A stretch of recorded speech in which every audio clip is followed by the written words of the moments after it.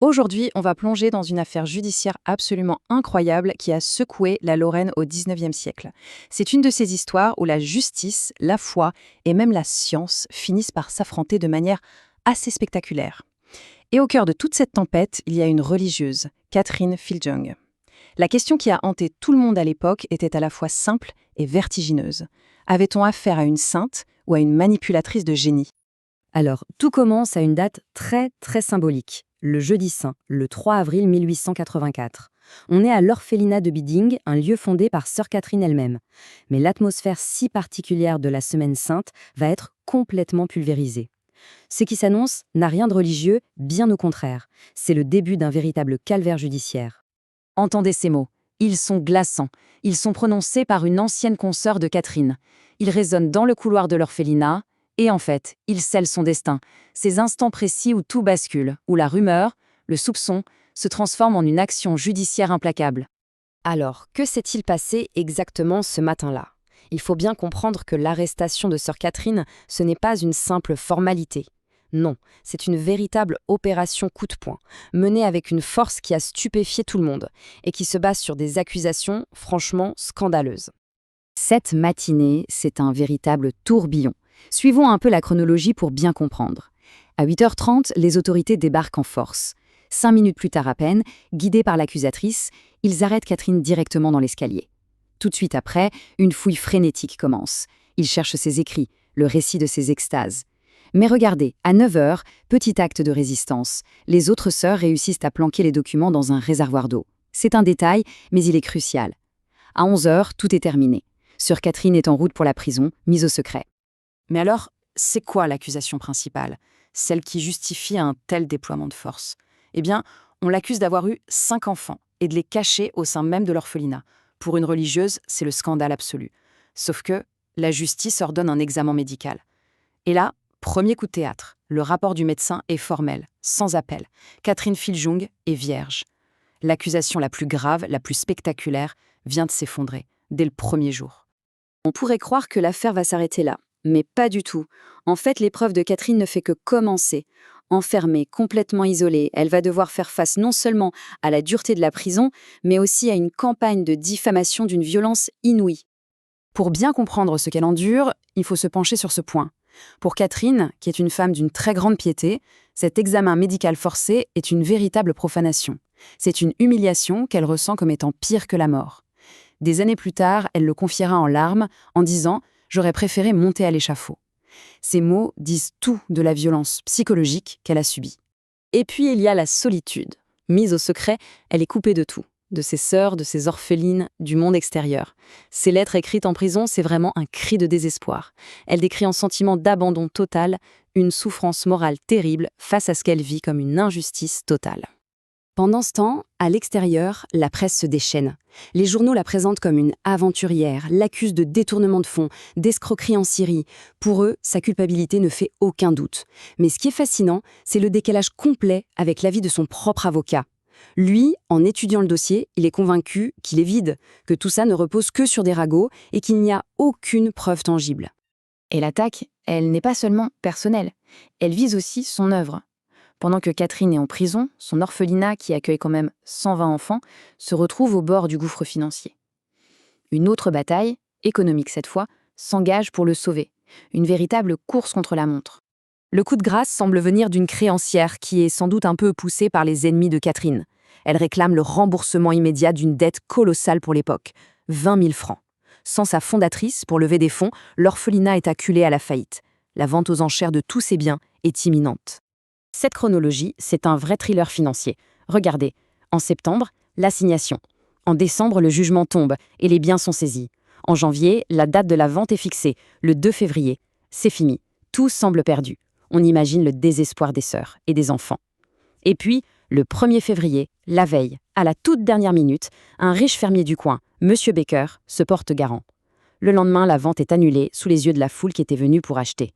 Un sauvetage qui tient vraiment du miracle. Et c'est là que l'histoire prend une tournure complètement folle, presque irréelle. Alors que la justice s'acharne sur Catherine, c'est justement ce qu'on lui reproche le plus, ces fameuses extases religieuses, qui va devenir, paradoxalement, une source de preuves en sa faveur. Ce qui se passe en prison est incroyable.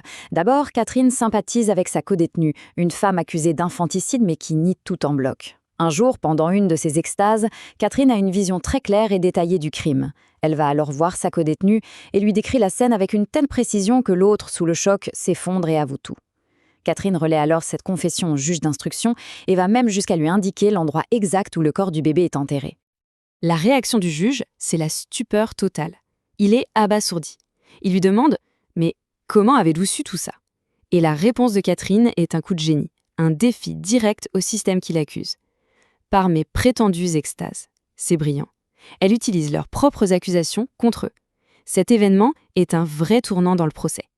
À partir de là, l'affaire change complètement de nature. Les accusations de fraude, de détournement, tout ça s'évapore faute de preuves. Le procès se concentre maintenant uniquement sur la nature de ces extases. Et là, un nouveau phénomène survient, impossible à ignorer. Le 13 février, des stigmates apparaissent sur son front. Du sang perle devant des témoins, y compris le procureur lui-même. Là, impossible de crier à la supercherie. La justice est complètement dépassée. Sa seule porte de sortie, faire appel à la science. On arrive ici au paroxysme de l'affaire. Le tribunal est coincé. D'un côté, des accusations qui ne tiennent plus la route. De l'autre, des phénomènes qu'il ne peut pas expliquer. Alors, il se tourne vers la médecine psychiatrique. La question n'est plus coupable ou innocente, elle devient mystique ou folle. Un expert est donc appelé le docteur Dietmar. Il examine Catherine, il l'observe pendant ses extases et il va même jusqu'à lui administrer des décharges électriques pour tester sa réaction. Son constat est sans équivoque, son état est bien réel, elle est totalement insensible à la douleur. Mais il est incapable de dire d'où ça vient. La science confirme le phénomène, mais elle ne peut pas l'expliquer. Le mystère s'épaissit encore. Face à cette impasse totale, le tribunal rend une décision pour le moins surprenante. Le 14 mars 1885, après presque 1 an de prison, il ne prononce ni un acquittement, ni une condamnation. Il ordonne son transfert dans un asile psychiatrique pour observation. En gros, elle n'est plus une accusée, elle devient un cas médical. Et c'est sur cette question vertigineuse que tout ça nous laisse. En choisissant l'asile, la justice a-t-elle vraiment cherché une réponse scientifique à un mystère qui la dépassait? Ou bien est-ce que c'était simplement une porte de sortie très commode pour se débarrasser d'un dossier devenu beaucoup trop embarrassant, un dossier où les frontières entre la foi, la folie et la fraude étaient devenues bien trop floues? L'histoire de sœur Catherine nous laisse avec cette interrogation, toujours aussi pertinente aujourd'hui, sur les limites de notre justice face à l'inexplicable. Bonjour. Aujourd'hui, on va se plonger dans une histoire assez incroyable, vraiment. Bonjour. Oui, une histoire qui sort de l'ordinaire. Celle de l'emprisonnement et du procès de sœur Catherine Fillionge. C'était une religieuse dominicaine, une mystique en Lorraine, et elle a fondé un orphelinat à Biding vers la fin du 19e siècle. Tout à fait. Et notre source principale, c'est un chapitre d'une biographie écrite bien plus tard, en 1928, par Eugène Ebel. Ça nous donne pas mal de détails. Alors, le contexte, c'est important, hein. On est en Lorraine, vers 1890. Catherine, elle gère cet orphelinat pour 120 jeunes filles. C'est énorme. Oui, énorme, et avec apparemment de grosses difficultés financières. C'était pas simple. Et en plus de ça, elle est connue pour ses expériences spirituelles très intenses. On appelait ça des extases à l'époque. Exactement. Une figure complexe donc. Et c'est là que ça devient vraiment prenant. Imaginez un peu, cette religieuse, plutôt respectée, qui se fait arrêter brutalement. On l'accuse de trucs très graves. Et ces extases, ces expériences spirituelles, se retrouvent au cœur de tout, du procès, d'une expertise médicale même. C'est ça qui est fascinant. Le spirituel qui rencontre le judiciaire et le médical. Voilà, donc notre but aujourd'hui, c'est d'essayer de démêler un peu tout ça, comprendre ce qu'elle a vécu, les épreuves, et puis les questions que ça soulève, parce qu'il y en a. Absolument. Alors, commençons par le début. Parce qu'apparemment, tout a commencé par des sortes de pressentiments de sa part. Oui, c'est ce que raconte Ebel. Environ 3 semaines avant Pax 1890, elle aurait eu une vision, une grande croix. Ah oui. Et elle l'interprète comme un signe, le signe d'une épreuve qui arrive. Elle sait pas d'où, mais elle a peur, quoi. D'accord. Et elle fait quoi alors Mais, par précaution, elle passe 2 nuits entières avec une autre sœur Élisabeth, à trier tous ses papiers. Beaucoup sont brûlés, détruits. Ah, carrément. Oui. Et les plus importants, surtout ceux qui racontent ces extases en détail, elle craint qu'on les interprète mal, elle les met dans une caisse bien cachée. Et elle dit quelque chose à sœur Élisabeth? Oui, une phrase assez prémonitoire. Elle lui dit Là, ils ne viendront pas chercher, car sûrement j'irai en prison, et vous peut-être aussi. C'est fou. Elle sentait vraiment le truc venir. On dirait bien, assez précisément même. Et cette prémonition, elle se réalise quand? Très vite, le jeudi saint, le 3 avril. D'un coup, débarque à l'orphelinat le procureur impérial de Sarreguemines, le juge d'instruction, un greffier, La totale. escorté de gendarmes bien sûr. Et qui les guide? Une certaine Sérapia Analpe. Ah, attends, c'est qui elle? C'était une ancienne sœur de la communauté, mais elle avait été expulsée. Et depuis, c'était devenu une ennemie jurée de Catherine. C'est elle qui mène les autorités. Ah d'accord, ça sent pas bon ça. Pas du tout.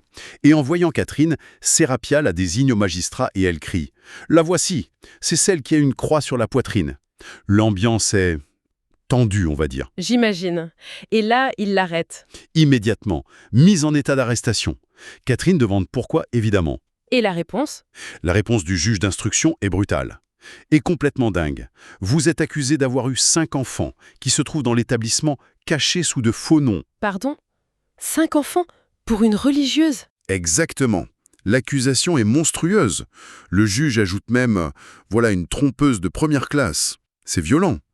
Et ça vise direct à sa réputation, son statut. C'est inimaginable. Et elle est mise sous clé tout de suite? Oui, enfermée dans une chambre pendant que les perquisitions commencent. Ce qui est frappant, c'est cette accusation de départ là. Les 5 enfants.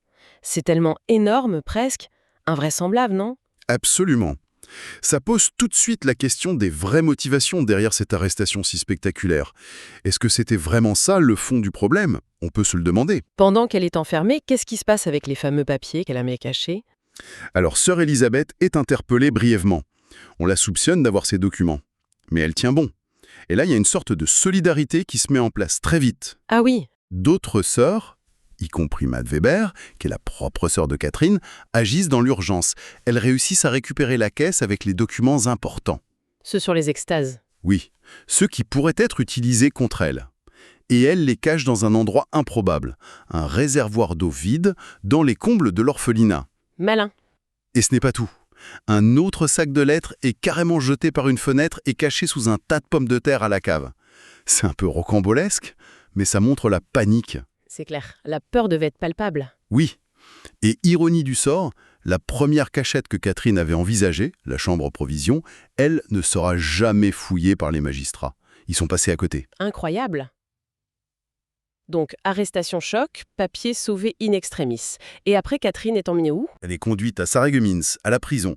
Elle est écrouée et mise au secret total. Pas de contact avec l'extérieur. Et ça se passe comment pour elle en prison au début L'épreuve devient terrible dès le lendemain, qui est le vendredi saint. Le tribunal ordonne un examen médical. Pour vérifier l'histoire des enfants, j'imagine. Exactement. Le médecin fait l'examen et constate formellement sa virginité. Donc l'accusation initiale, celle des 5 enfants, elle tombe à l'eau. Complètement. Bon, c'est déjà ça. Mais j'imagine que l'examen lui-même. Ah ben oui, l'examen est une humiliation profonde pour elle. Le médecin la force à se dénuder entièrement pour une inspection corporelle très détaillée. C'est dégradant. Pour une religieuse, ça doit être atroce. Elle le confiera plus tard, en pleurs apparemment. « Je vous assure, mon père, que j'aurais préféré monter à l'échafaud. » Ça montre bien la violence psychologique de l'épreuve. C'était pas juste une affaire judiciaire. Pendant qu'elle vit ça, à Biding, à l'orphelinat, c'est comment? C'est le chaos total. L'orphelinat est sans sa tête, sans celle qui trouvait l'argent. Les ressources manquent immédiatement. Il n'y a plus un sou, presque plus de pain pour les 120 filles. C'est la panique. Oh là là. Une collaboratrice, Clotilde Mayer, qui est restée là-bas, lance des appels à l'aide. Et Catherine elle-même, depuis sa cellule, elle écrit des petits mots déchirants. « Ma toute bonne amie, tâchez de leur procurer le pain, je vous en prie. » On sent l'angoisse. Qui va les aider alors? Heureusement, une bienfaitrice parisienne, une certaine même elle, est prévenue. Elle réagit vite et envoie de l'argent pour acheter de la farine. C'est ça qui permet l'orphelinat de tenir au jour le jour. Ça montre à quel point tout reposait sur Catherine, en fait. Et l'affaire, elle fait du bruit dans la presse. Ah oui, énormément. La presse locale, bien sûr, mais ça remonte jusqu'à Paris. En Allemagne aussi, l'histoire circule. Et l'image qu'on donne d'elle? Souvent très négative. On la présente comme une aventurière, une escroc. On dit qu'elle aurait abusé de la générosité des gens pour construire un orphelinat trop grand, trop monumental. On cherche à la salir, quoi. Clairement. Le parquet lui-même sent peut-être le besoin de justifier cette arrestation spectaculaire. Ils démentent officiellement toute motivation politique, parce qu'il y avait peut-être des suspens, et ils insistent publiquement sur une série d'escroqueries. C'est ça la raison officielle des poursuites. La bataille médiatique commence mal pour elle. Face à tout ça, la défense, elle réagit comment? Il y a un avocat? Oui, maître Angelhorn. Il entre en scène assez vite et il se montre rapidement convaincu de son innocence. Ah, il la croit? Oui, pour lui, les accusations d'escroquerie, ça repose surtout sur quoi? Sur les déclarations de Serapia Analp. L'ennemi juré. Exactement. Elle a fourni un dossier énorme, mais selon l'avocat, c'est bourré de mensonges, il trouve qu'il manque de preuves solides, tangibles. Il pense même qu'il y a autre chose derrière. Il va jusqu'à suspecter que l'arrestation si rapide et la mise au secret, c'était peut-être une tactique pour l'isoler, pour l'empêcher d'influencer des témoins avant que l'enquête ait vraiment pu avancer. Une manière de la neutraliser d'entrée de jeu. Et en attendant, en prison, comment elle vit ça, Aline? Le texte donne des détails? Oui, les conditions sont très dures. Physiquement d'abord, elle mange très peu, elle tombe malade. Elle écrit même n'avoir pris que quelques gouttes de lait en 8 jours, c'est dire. Ça doit l'affaiblir terriblement. Et moralement, c'est l'enfer aussi. Elle a des moments de désespoir profond, et puis il y a cette humiliation supplémentaire. Laquelle? L'hostilité vient même de l'aumônier de la prison, c'est incroyable. Pendant la messe de Pâques, devant toutes les autres détenus, il l'insulte publiquement. Non! Si, il la traite de calomnieuse. Il dit aux autres femmes, des voleuses, des prostituées, de se méfier d'elle. C'est une humiliation publique terrible pour une religieuse. C'est inimaginable, la violence de la situation. Et c'est là, dans cet isolement, cette souffrance, cette humiliation, qu'un aspect clé de sa personnalité va ressortir. Ces extases? Ouais. Oui, malgré tout ça, Catherine raconte qu'elle continue à avoir des extases, la nuit, en prison. Elle dira plus tard « Jamais l'extase ne lui manqua. C'était là qu'elle puisait la force de souffrir. C'est fou. C'est ça qui l'a fait tenir, en fait. » Apparemment, oui. Au cœur de l'épreuve, ce sont ces expériences mystiques, si controversées, qui lui donnent la force. Il faut peut-être préciser ce qu'on entend par extase ici. C'est pas juste prier fort, hein. Non, c'est plus que ça, Janine. Les sources parlent d'états de transe, de vision, parfois d'une insensibilité physique. On verra ça plus tard. Et c'est justement cette nature étrange, inexplicable pour beaucoup, qui va devenir le nouveau centre de l'affaire. Pendant qu'elle trouve cette force en prison, à Biding, la situation financière, elle s'arrange. Pas du tout. Au contraire, ça s'aggrave. Les fournisseurs, ils réclament leur dû, évidemment. Un huissier menace même de saisir un cheval et une vache pour des impôts qui n'ont pas été payés. La routine des difficultés financières, mais en pire. Oui, et puis il y a un coup dur. Une ancienne pensionnaire, Lena Lobmeister, elle réclame le remboursement immédiat d'un gros prêt de 15 000 francs. Ah oui, ça c'est énorme pour l'époque. C'est une somme considérable. Et Ebel suggère qu'elle est sans doute poussée par les ennemis de Catherine. C'est une manière de mettre l'orphelinat à genoux. La situation semble désespérée. Tellement que Catherine, en prison, rédige son testament. Elle pense que c'est la fin. Mais ils s'en sortent comment? C'est encore une fois quasi miraculeux. Après les démarches et des supplications de sa sœur, Madame Weber, un personnage important apparaît, Monsieur Becker. Qui est-ce? Un riche fermier de Merlenbach. Et il finit par accepter de régler cette dette Lobmeister juste avant l'échéance. Une intervention providentielle. Ça montre bien que ces crises financières, c'est pas juste de l'argent. C'est utilisé comme une arme. Clairement. Et sur le plan judiciaire, alors? L'enquête sur les escroqueries, ça donne quoi? Eh bien, justement, ça ne donne pas grand-chose. L'enquête piétine sérieusement sur ce volet-là. L'avocat Angelhorn, il constate lui-même un résultat à peu près complètement négatif. Donc pas de preuve d'escroquerie. Pas de preuves solides en tout cas. Les accusations initiales semblent difficiles à étayer. Et c'est là qu'on voit un changement de tactique de la part de l'accusation. C'est très intéressant. Ils changent leur fusil d'épaule. Exactement. Puisqu'ils n'arrivent pas à prouver l'escroquerie classique, on va dire, l'attention des juges va se déplacer sur les extases elles-mêmes. Ah, voilà, on y arrive. Elles deviennent le nœud du problème. Quand Catherine demande sa libération provisoire, elle est refusée, et ce refus est confirmé en appel. Et la justification officielle, c'est quoi? Je parie que ça a un rapport avec les extases. Gagné. On craint qu'elle n'utilise ces extases comme une supercherie, je cite, pour tromper la crédulité publique et récolter de l'argent. Donc, on l'accuse de simuler ces états mystiques pour arnaquer les gens. C'est exactement ça. L'avocat le résume très bien. C'est à l'extase qu'on en veut maintenant. L'accusation change de nature. C'est moins « elle a volé » que « elle fait semblant d'être mystique pour tromper ». C'est fascinant comme glissement. Le système judiciaire qui essaie de qualifier quelque chose qu'il ne comprend pas. Tout à fait. Confronté à des phénomènes qu'il ne peut ni prouver comme fraude classique, ni ignorer, Il se rabat sur la nature même de l'expérience de Catherine, en la taxant de supercherie. Et l'ambiance générale autour d'elle, ça s'améliore? Pas du tout, bien au contraire. La partialité semble assez flagrante. Par exemple, le juge d'instruction, quand il va à Biding pour l'enquête, il loge chez qui? Chez Monsieur Hermé, Et qui est Monsieur Hermé? un des principaux témoins à charge contre Catherine. C'est pour le moins problématique, niveau impartialité, On peut dire ça, oui. parquet. Et puis, il y a l'hostilité d'une partie du clergé. C'est important. Le clergé local. Oui, et même l'évêché de Metz. Le procureur cite l'évêque lui-même, qui aurait traité Catherine de « trompeuse ». L'avocat Engelhorn est très direct dans une lettre. Il écrit « MGR, l'évêque de Metz, et tous les prêtres sont les ennemis de mademoiselle Filjong ». C'est une opposition très forte alors. Très forte. Ebel, l'auteur de la biographie, va même jusqu'à suggérer une influence diabolique derrière tout ça. Ça montre à quel point l'affaire est devenue passionnelle, avec une dimension spirituelle pour certains. Et cette hostilité, elle va loin, jusqu'à des attaques personnelles. Oui, on tombe carrément dans la calomnie. C'est assez sordide. Des fausses lettres d'amour apparaissent. Des fausses lettres. Oui, apparemment fabriquées par un prêtre qui avait été renvoyé et qui l'a détesté. Elles sont versées au dossier judiciaire. C'est incroyable. Et ce n'est pas tout. Des dénonciations anonymes arrivent au parquet. Elles affirment faussement, bien sûr, qu'elle était enceinte lors de son arrestation et que le premier médecin n'aurait rien vu. Mais c'est terrible. Ils essayent de la détruire par tous les moyens. C'est l'impression que ça donne. Face à ces rumeurs insistantes, le tribunal ordonne un second examen médical. Encore une humiliation pour elle. Exactement. Aussi humiliant que le premier. Et une nouvelle fois, le médecin confirme sa virginité.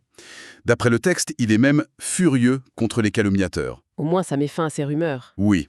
Et c'est après cet épisode assez dégoûtant que l'instruction est enfin close, le 10 novembre 1890. On a l'impression qu'ils ont tout tenté pour la salir. L'instruction est close. On pourrait penser que l'affaire va suivre son cours normal, vers un procès.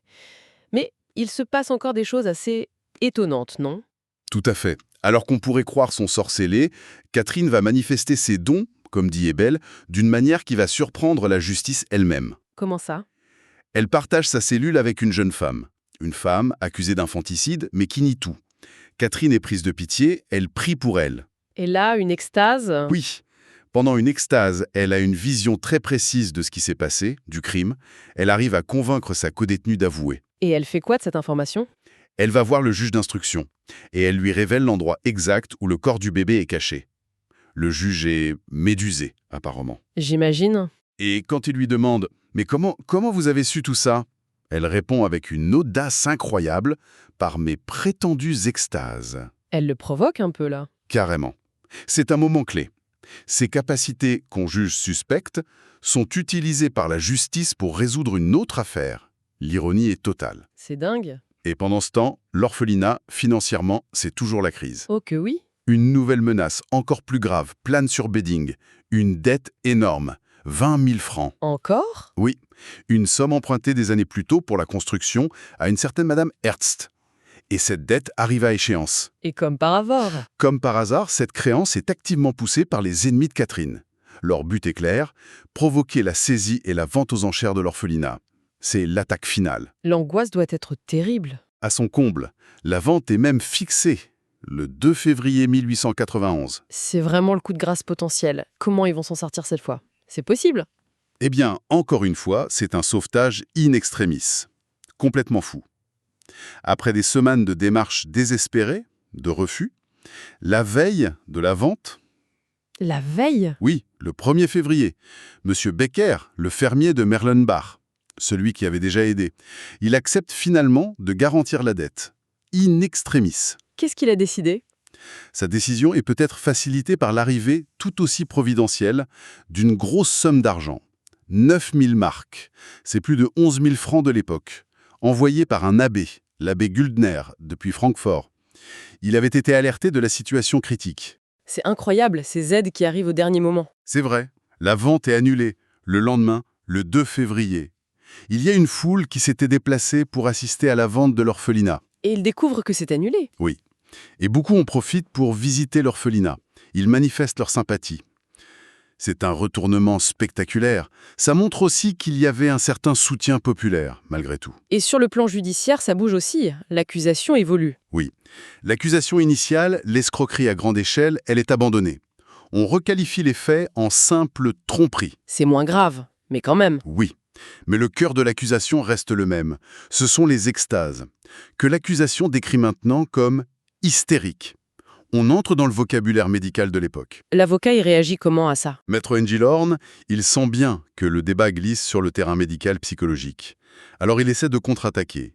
Il demande des attestations théologiques sur la possibilité que des phénomènes surnaturels soient réels. Il essaye de défendre la légitimité spirituelle de ces expériences, en gros. Exactement.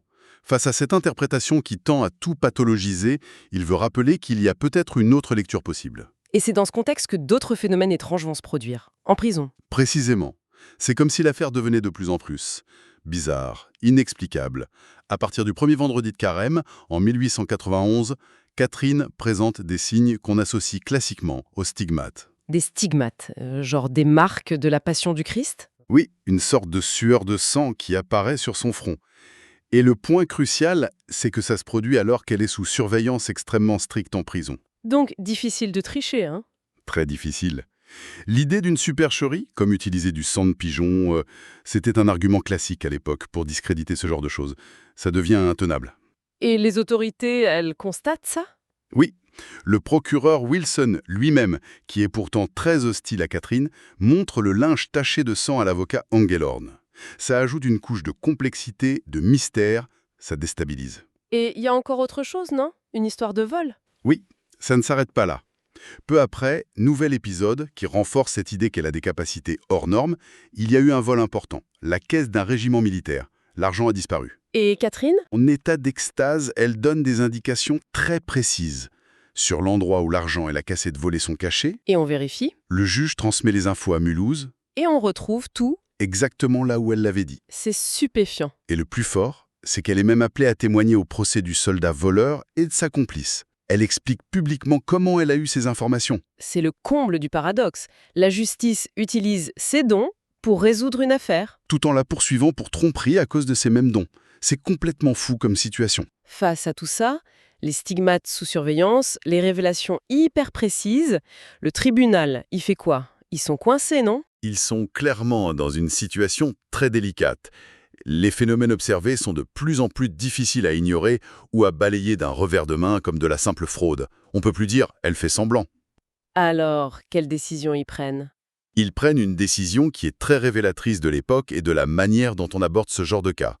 Ils décident de nommer un expert médical, mais pas n'importe lequel, un spécialiste des maladies mentales, ce qu'on appelait à l'époque un aliéniste.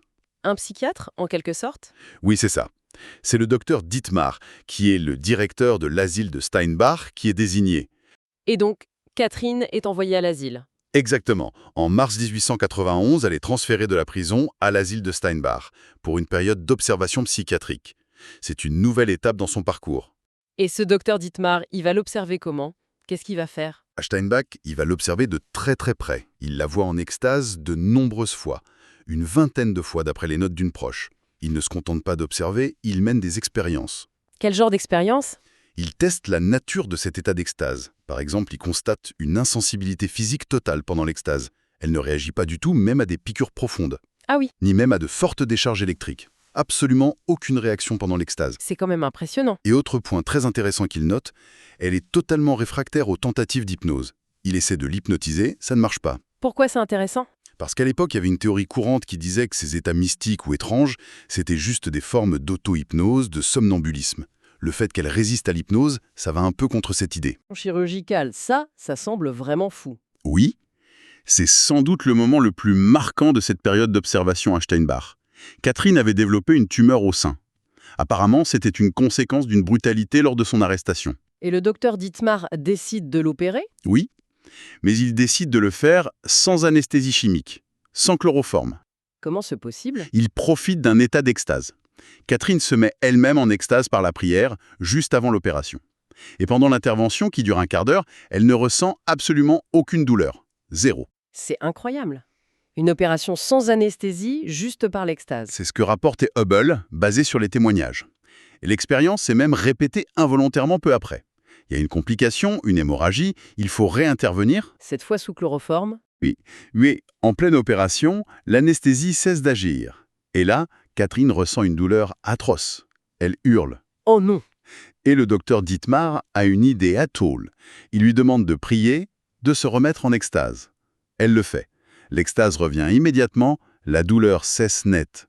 Et il peut finir l'opération. Pour un médecin de cette époque, ça a dû être une observation clinique absolument stupéfiante. Complètement. Ça dépasse tout ce qu'il connaît. Et du coup, ce docteur Dietmar, comment il interprète tout ça? Qu'est-ce qu'il met dans son rapport final? Son rapport, c'est vraiment la pièce maîtresse. C'est ce qui va décider de l'issue du procès. Et il est très nuancé, complexe. C'est-à-dire? D'un côté, il affirme sans aucune hésitation que les phénomènes sont réels. Il écrit noir sur blanc, les extases sont vraies. Il ajoute même qu'elle les vit au plus haut degré. Il parle de grâce, de dons, de facultés tout à fait extraordinaires. Donc, il valide complètement la réalité de ce qu'il a observé. Il ne dit pas qu'elle simule. C'est énorme, ça. Oui, mais d'un autre côté, il doit interpréter ça. Et il le fait avec les outils et les concepts médicaux de son époque. Et donc? Il conclut que ces extases, bien que réelles, relèvent d'une disposition maladive et il utilise le terme d'hystérique. Ah, le fameux diagnostic d'hystérie. Exactement. Il faut bien comprendre qu'à l'époque, hystérique, c'était un diagnostic un peu fourre-tout, souvent appliqué aux femmes, pour expliquer tout ce qui sortait de la norme, les comportements étranges, les états émotionnels intenses. Donc, pour lui, c'est vrai, mais c'est une maladie. C'est ça. Il parle d'un état d'esprit anormal, maladif. Et la conséquence qu'il en tire, c'est que dans cet état, Catherine n'avait pas son plein libre arbitre. Notamment quand elle agissait sous l'impulsion de ses visions, par exemple, quand elle empruntait de l'argent pour l'orphelinat. Ah, je vois le lien avec l'accusation de tromperie sur les emprunts. Exactement. S'il n'y a pas de libre arbitre, il n'y a pas de responsabilité pénale. Donc ce rapport, il est authentique mais pathologique. Quelles conséquences ça a pour Catherine? Elle sort de l'asile? Oui, ce rapport conduit directement à sa libération. Le 7 juillet 1891, après 15 mois de détention au total, prison puis asile, Catherine est enfin libre. Elle rentre à Biding. Comment elle est accueillie? L'accueil est triomphal. Les orphelines sont en liesse. C'est la fête. Mais l'affaire n'est pas finie. Il reste le procès. Le procès final a lieu quand? En avril 1892. L'ambiance est forcément tendue. Il y a l'interrogateur de Catherine, la lecture du rapport très détaillé du docteur Dietmar. Le procureur, il en pense quoi de ce rapport? Le procureur Wilson, lui, il reste sur sa position. Malgré l'expertise, il continue de nier la réalité des faits. Il parle toujours de tromperie et il réclame sa condamnation. Il n'accepte pas les conclusions de l'expert. Et l'avocat? Maître Engelhorn, lui, évidemment, il s'appuie à fond sur le rapport médical pour demander l'acquittement. Et le verdict final? Le verdict tombe. Catherine Filjang est acquittée. Acquitté. Mais sur quelle base? Sur la base, justement, des conclusions du docteur Dietmar. Le tribunal suit entièrement l'expert. Le jugement reconnaît que Catherine croyait sincèrement sa mission divine. Ça, c'est acté. Mais il estime que ces actes, notamment les emprunts qui restaient au cœur de l'accusation de tromperie, découlaient de cet état d'esprit anormal, maladif, lié à sa disposition maladive hystérique. Donc, comme elle n'avait pas son libre arbitre? Elle n'était pas pénalement responsable. C'est un acquittement pour cause d'irresponsabilité due à un état mental jugé pathologique. C'est un acquittement très, très particulier quand même. Elle est non coupable, mais parce qu'on la déclare malade mentale en quelque sorte. C'est exactement ça. C'est toute la complexité et l'ambiguïté de ce verdict. D'un côté, c'est une victoire pour elle. Sa sincérité est reconnue. La réalité des phénomènes étranges, extase, insensibilité, stigmate, est validée par l'expert et par le tribunal, ce qui n'est pas rien. Non, c'est vrai. Mais d'un autre côté, l'explication qu'on donne, c'est celle d'une pathologie, selon les critères de l'époque. Elle est déclarée irresponsable. Ce n'est pas tout à fait la même chose qu'innocente, au sens moral ou spirituel pour tout le monde. Et les frais de justice? Ils sont mis à la charge de l'État, ce qui est aussi un signe clair de l'acquittement. L'affaire est confirmée en appel, et après ça, beaucoup de gens viennent féliciter Catherine. Et les magistrats, les médecins? Fait intéressant, plusieurs magistrats, y compris le procureur général, celui qui a confirmé en appel, ainsi que les médecins de Seinbach, viennent lui rendre visite à Biding. Certains expriment même des regrets pour les poursuites qui avaient été engagées, comme une sorte de reconnaissance a posteriori. Ok, si on essaye de résumer cette affaire complètement hors norme. On a une arrestation hyper brutale basée sur des accusations folles d'infanticide, puis d'escroquerie. Ces accusations s'effondrent un peu faute de preuves. C'est ça. Du coup, l'accusation se reporte sur ses extases. On dit qu'elle simule pour tromper. Mais là, il se passe des phénomènes étranges en prison qui sont observés, documentés. Les stigmates, les révélations. Voilà. Ce qui conduit à une expertise médicale par un aliéniste. Il conclut que oui, les phénomènes sont réels, authentiques, mais il les attribue à une hystérie, une maladie mentale, qui la prive de son libre arbitre. Tout à fait. Et c'est sur cette base qu'elle est finalement acquittée, non pas parce qu'on la croit saine d'esprit et innocente, mais parce qu'on la juge sincère dans sa maladie et donc pénalement irresponsable. C'est une excellente synthèse. C'est exactement ça le parcours sinueux de cette affaire. Ça illustre de manière assez incroyable la confrontation entre quoi? Entre une expérience mystique vécue comme authentique par la personne Et le scepticisme des institutions judiciaires, médicales, et même une partie du clergé, on l'a vu. Il valide l'expérience subjective de Catherine, mais il l'enferme dans une catégorie médicale de l'époque, une catégorie qui la disculpe légalement, mais qui la définit comme anormale. C'est très ambigu. Peut-être une dernière pensée à méditer pour les personnes qui nous écoutent. Cette histoire, bon, elle date, tirée de cette biographie de 1928 sur des faits qui se passent vers 1890. C'est une autre époque, clairement, avec d'autres façons de penser le corps, l'esprit, la foi, la maladie mentale. C'est sûr. Mais les questions que ça soulève, elles, restent peut-être pertinentes aujourd'hui. Comment est-ce que notre société actuelle, elle aborde les récits, les expériences humaines qui sortent un peu de la norme? Celles où, une fois très intenses ou juste des états de conscience différents, côtoient des phénomènes qui défient nos explications rationnelles immédiates. Bonne question. Quelle place est-ce qu'on laisse à ce qui nous échappe? Au mystère peut-être? Face à nos tentatives, qui sont légitimes, mais parfois un peu réductrices, de tout vouloir expliquer, catégoriser, par la science, par la loi. Oui, cette tension entre expliquer et accepter qu'on ne comprend pas tout. Et puis, qu'est-ce que ça nous dit sur la réaction de la société qui peut aller, on l'a vu ici, de la persécution acharnée à une forme de fascination face à ce qui sort du cadre, à ce qui la dépasse un peu? Voilà, matière à réflexion.